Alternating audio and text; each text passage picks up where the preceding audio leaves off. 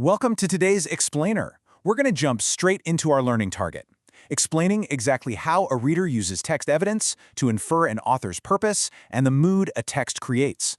We'll be looking closely at a classic mystery to see how these two elements work together to build an absolutely unforgettable reading experience. So let's start with a really crucial definition. Author's purpose is simply the writer's primary goal, literally the exact reason they sat down to write the text.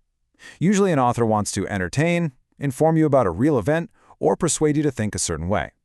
Basically, it's the calculated intent behind the scenes, kind of like the blueprint the writer follows. Now flip that around to mood. Mood is the feeling a text creates for the reader, and this is completely distinct from the author's intent. While the purpose belongs entirely to the writer, the mood is the emotional response experienced by you, the reader, which is often built up through the setting and very specific sensory details. Okay, let's dive into this. Part 1. The 5-stage plot structure. We're going to track the narrative of our mystery to see exactly how the author's purpose dictates the structure, and how that structure ultimately builds the mood. We'll start with the calm exposition at Baker Street and the client's background, and move straight into the rising action filled with engineered clues in a locked room. This builds directly to the night vigil climax, followed swiftly by the falling action of the antagonist's death, and finally, a safe resolution. Let's look at the text evidence for each one of these stages.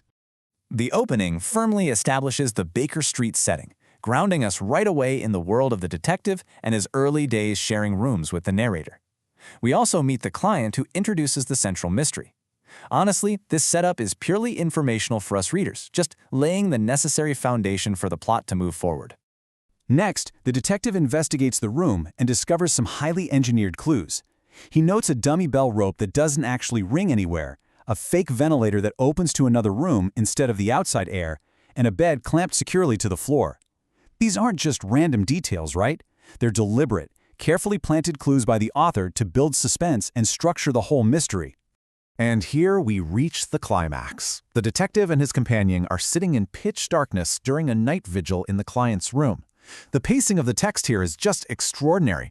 The slow, rhythmic counting of the clock striking the hours, 12 struck, and 1, and 2, and 3. It stretches out the anticipation and creates an immense sense of suspense. You can almost feel that agonizing weight in the heavy, silent, dark room. Then, the tension finally breaks with the falling action.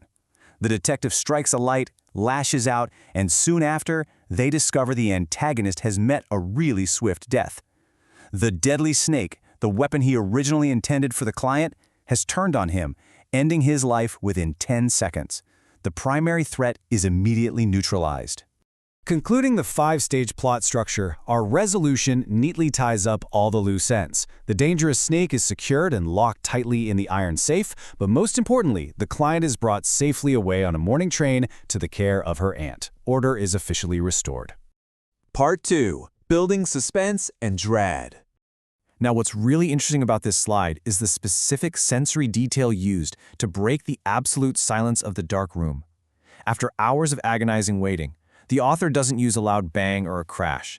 Instead, we get this sudden, very gentle, soothing sound, the hiss of the snake, which is actually compared to steam escaping continually from a kettle.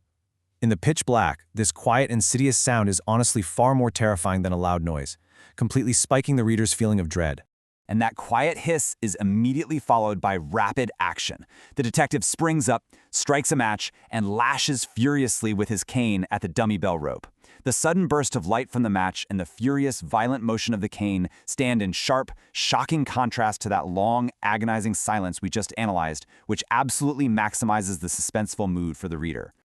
So, the crucial takeaway here is distinguishing between the two concepts we started with. The writer's purpose is to construct a clever, structured mystery to entertain us. The author deliberately places the clamped bed and the fake ventilator to build a puzzle. But the reader's mood, the emotional result of those carefully placed details, and the agonizingly slow pacing in the dark, well, that's a deep, visceral feeling of suspense and dread. Part 3. Checks for understanding. Okay, here's our first question for you to consider. Looking back at the text evidence, which detail most strongly creates suspense during the night vigil, and why? Think about the environment and the pacing we just explored. Well, the reasoned answer actually relies on a combination of these elements. The slow pacing of the clock striking the hours methodically stretches out the anticipation. Combine that with the absolute darkness of the room, and the reader is placed completely on edge. When that heavy silence is finally broken by the sudden, gentle sensory detail of the hiss, the suspenseful mood reaches its absolute peak. Now for the second question. Based on the 5-stage plot structure we mapped out, is the author's overall purpose mainly to entertain, through mystery, inform about a real event, or persuade? If you said entertain, you hit the nail on the head. The text evidence points directly to entertainment. The author's intent is to entertain through a cleverly crafted fictional mystery. We know this for a fact because of the highly specific engineered clues, like the dummy bell rope and the fake ventilator, and the perfectly paced 5-stage plot structure designed entirely to keep us guessing until the climax. Part 4, Recap and Transfer. Mood is the feeling created for readers. Purpose is the writer's exact reason for writing. We tracked the 5-stage plot structure to prove both. When reading a new passage, how will you use sensory details to analyze the mood?